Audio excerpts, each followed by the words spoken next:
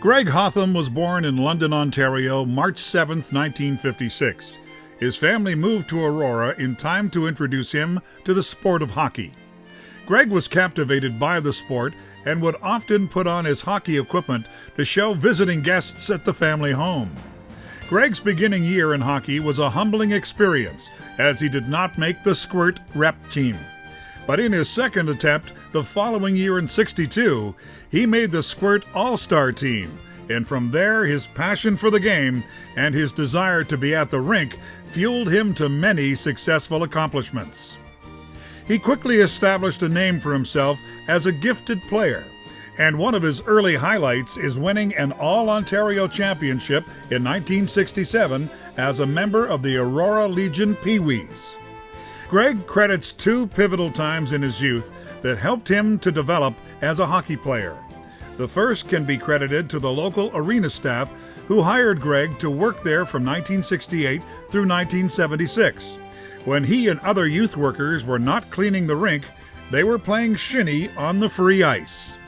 This taught Greg to be creative and play unencumbered with the puck, a trait he describes as pivotal in his success and development as a player. The second major development block came during Greg's midget season in 1971-72. Head coach Bob Hookings encouraged Greg to stay on the ice as long as he could. The extra game time gave Greg so much playing experience that he learned to think the game because he was often exhausted on the ice. It was during these years that he was scouted by St. Andrews College Director of Development, Jim Hamilton, who invited Greg to attend the school. During his 2 years at St. Andrews, Greg also played for the Aurora Tigers Provincial Junior A team. Being on the ice close to a dozen times per week as a mature teenager led to rapid improvement in skill development and a growing confidence on the ice. Greg became an offensively gifted defenseman, known for scoring goals and quarterbacking the power play. In his second year at St. Andrews, Greg was signed at Christmas by the Ontario Hockey League's Kingston Canadians. He played in Kingston for 1.5 years, scoring 57 points in 80 games. His offensive prowess garnered much NHL attention, and in the spring of 1976, he was drafted by his hometown Toronto Maple Leafs in the 5th round, 84th overall. Greg began his professional career with the Saginaw Gears, the Leafs' International Hockey League affiliate. In that first year, Greg scored 37 points as he felt his way in the pro ranks. He was fortunate enough to win the league championship, capturing the Turner Cup in his first professional season. In his second year with Saginaw in 77-78, Greg scored an impressive 72 points in 80 games. After 2 years in Saginaw, Greg made it up to the Leafs' top farm team, the Moncton Hawks in 78-79, where he was coached by Eddie Johnson. Eddie would go on to trade for Greg when he was coach of the Pittsburgh Penguins, partway through the 1981-82 season. Greg's most productive NHL years came in Pittsburgh, where he played for the following 4 seasons. Greg rounded out his professional career by playing for Pittsburgh's AHL farm team, Baltimore Skipjacks, in 1985-86, and then moved back home where he played exclusively for the Newmarket Saints, Toronto's top farm team from 1986 to 1987 and through 1989 to 1990 seasons. Greg retired from professional hockey at the conclusion of the 1989-90 season. Mr. Hotham coached both his sons, Scott and Andrew, as they grew up, and both sons now play professionally in Europe. Greg continues to play twice a week with the Leafs alumni. Greg Hotham played in 230 NHL games, spanning from 1979 to 1985, amassing 89 points, and is regarded as one of the best players ever developed in Aurora. In 2014, the Aurora Sports Hall of Fame is proud to induct him into the athletic category.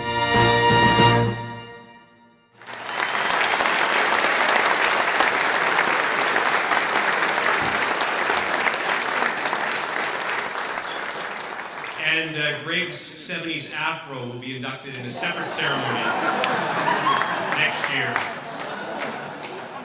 I would like to invite to the stage the presenting sponsor for this inductee, the director of St. Andrew's College, my old next-door neighbor, Michael Roy.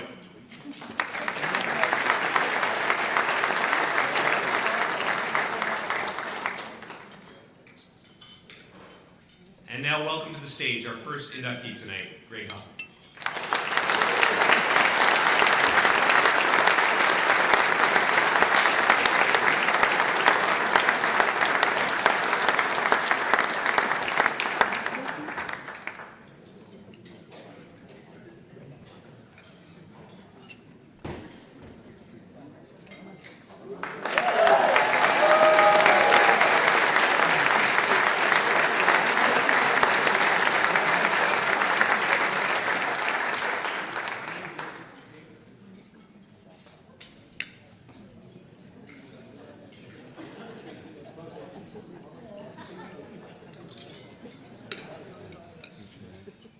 You gotta love that hairdo, don't you? It's the old 70s porn star look, I think.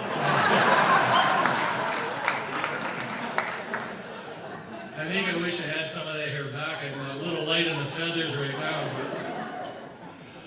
No, it's certainly great to be here. It was nice coming here last night and seeing a lot of old friends that I hadn't seen in probably 30 years that I went to high school with. And there's some people here I know tonight that I haven't seen in quite a while, and it's certainly great to see them.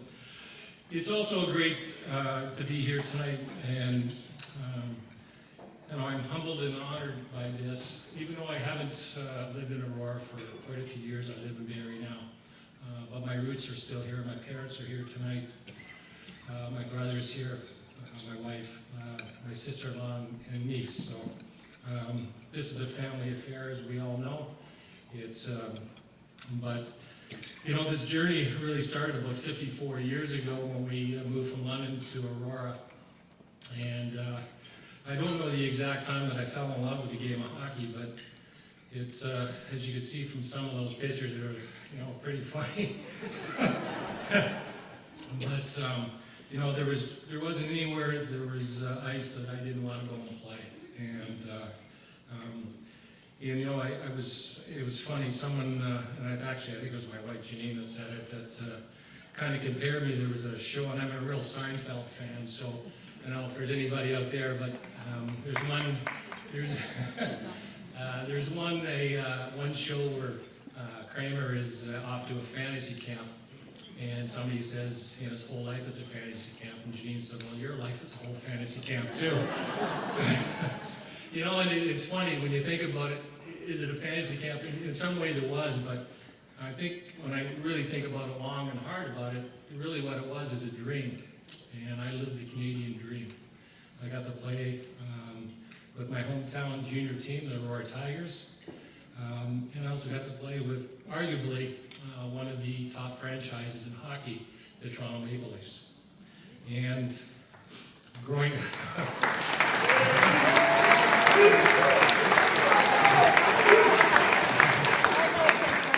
I know a lot of you clapping are long-suffering Leaf fans, and there's no light at the end of the tunnel I can see.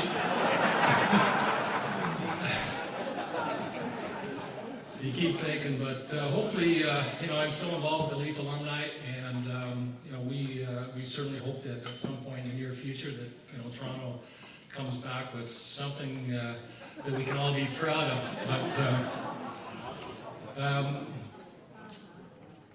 But you know, when my first game in the NHL was at Maple Leaf Gardens, and a lot of you probably remember the old Maple Leaf Gardens, and you used to come out from the dressing room and come underneath. And back when we used to practice, there wasn't any TV lights, so when you come out, the TV lights were pretty bright, and all of a sudden, you know, here I was, small town kid from Aurora, coming out on Maple Leaf Gardens ice, and you look up and there's 16,000 people looking at you.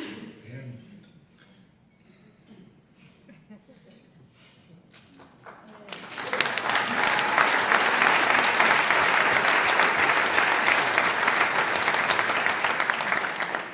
but I've never had a feeling like that ever in hockey. Coming out, playing the Maple Leaf Gardens on Hockey Night in Canada, And it's funny because some of you may remember, some of you may not, but I got caught in a snowstorm one time coming down the Gardner Expressway. And I was supposed to, I can't even remember who we were playing that night. And I left about 3 o'clock knowing that there was going to be a snowstorm. And I got caught in the Gardner Expressway for 5 hours. And I was told that I was going to be on Hockey Night in Canada in between periods. So when I get there, and I had this pretty good looking suit as far as I was concerned. And I was just sweating from the bullets from here. And anyway, I got on Hockey Night in Canada. It was pretty cool. And I'm not remembered too much about my hockey playing, but I always get remembered. You were the guy that got caught on the Gardner Expressway. So maybe I should have taken it at that point that maybe my career wasn't going to be the way it should have been. But you know what? I was. You know, that year, Punchimlock came back into to be the GM of Toronto, and there was a bit of turmoil that year. And I won't get into that because we want to remember some good things. But there was a funny story, and this goes back to when we played in Boston one night. And a lot of you probably remember the old Boston Garden, and used to have benches on each side. And we were playing. And I think it was a one-goal game, but I'd only played the first period. And I sat there the whole second period. And sat there for about 19 minutes and 20 seconds of the third period. And if anybody who sat there like that for any length of time, you know that your feet are numb. You can't feel them. And I used to tie my skates very tight, so my feet were completely numb. So we're down by a goal. I've sat there for 2 periods. And our coach, Floyd Smith, and I'm using that term loosely with all due respect to the coach. So he comes down and he taps me on the shoulder and says, "Get out there."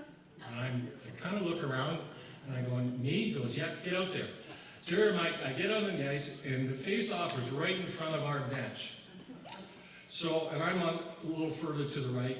So when the goalie's pulled, the first thing you do is get across the red line and you dump it in, right? So never fails, you just know what's going to get to me, right? So I get out there, the puck drops, it goes to my defense partner, he puts it over to me. Now I have a guy pressure me, and he's put me directly to the Boston bench, and I got to get to the red line to dump this in. So he's pressuring me and getting to the red line, and there's from the red line where I was to the boards was about 3 feet. And my feet have been so sore. My legs I haven't played in about an hour and a half, 2 hours. I tripped over my feet, I went head first on the board, knocked myself cold, right? So here I am lying on the ice, and I look up, and there's about 3 of the Boston players. Now, they had a tough team. They had John Wensink, they had Stan Jonathan, Wayne Cashman, Terry O'Reilly, and they're chirping me. And I'm sitting there, and I think my eyes were going like this. So we get back to the dressing room after the game, and Floyd Smith comes in, and he's just laughing like hell. Right? He looks at me and he says, "You okay, kid?" And I go, "Yeah." And I said something to him I can't repeat here because we're PG and not R-rated. But it was one of those funny moments. I can't get into a lot of the other things because we are in mixed company. But I was also very fortunate enough to play in Pittsburgh as well. And I played with one of the best hockey players probably ever in Mary Lemieux. I was also very fortunate to play against Gordie Howe in 1979-80 when he was with the Hartford Whalers, which is a big thrill because at one point he was my favorite player growing up until Bobby Orr came around. So, and I also got to play against Wayne Gretzky. And people always ask me, how was it playing against him? Did he ever beat you and so on? And I said, no, he couldn't beat me because I was backed in so far. I was at the Zamboni by the time he came in. So, but it was a thrill playing against him without question. I'm so fortunate enough, obviously, to be inducted into the Hall of Fame here in Aurora. At some point in your career, whether you're a kid, growing up a teenager, you always need to be pushed, poked, prodded, coached, and supported by a lot of people. And I would certainly like to say thanks to the following people and organizations. Certainly the Rotary Club, thanks very much for whose ever idea that this was and how long it took to get into making to get this Hall of Fame going. Whoever idea was, what a great job you do. I mean, this is fabulous what you do. Thanks for everybody here for coming. And I hope you support it every year because this is phenomenal. To my wife Janine, who's the rock of the family. My mom and dad, who took me to all my games.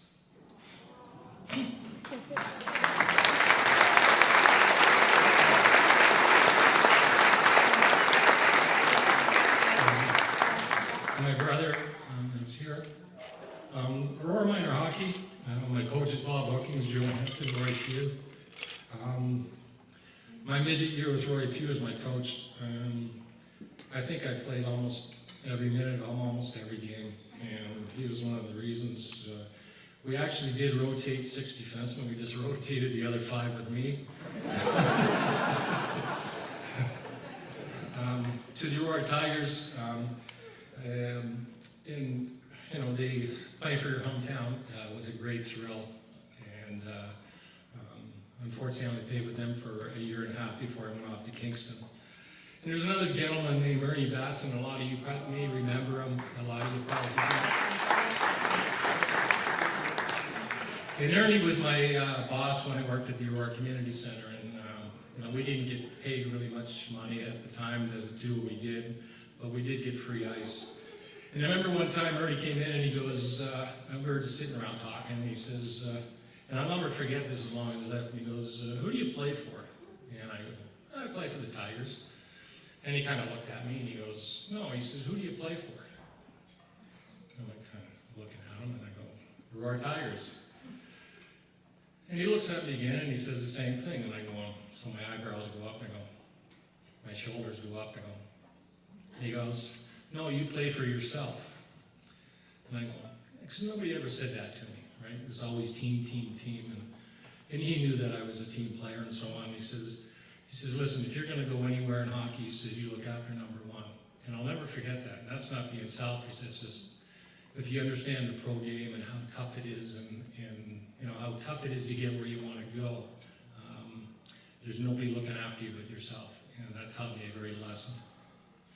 To St. Andrews College, who gave me an opportunity to play for them for 2 years. And there was many times where I was playing with the Tigers at the same time I was going to school at St. Andrews. And many times that I'd have a practice, and then 2 hours later I have a practice at junior with the Tigers, or on a Saturday. For example, I play an afternoon game with St. Andrews College and go play with the Tigers at night. So I was on the ice so much, those are the times that really probably honed my skills, and it's something that I obviously will never forget. And as I'm leaving here, I've said this many times and I'll repeat it tonight. Wherever I go, whatever I do, I will always be a Toronto Maple Leaf.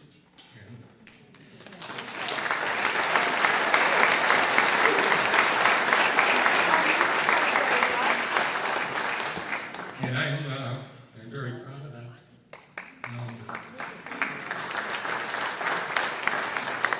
But now I can add another line to that. Wherever I go, whatever I do, I'll always be an Aurora, and I will always be a member of the Aurora Sports Hall of Fame.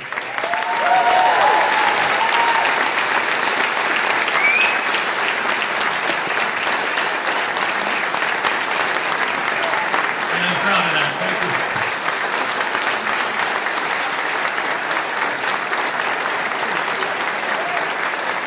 Let's make it official. We present to you 2014 inductee, Greg Hotham.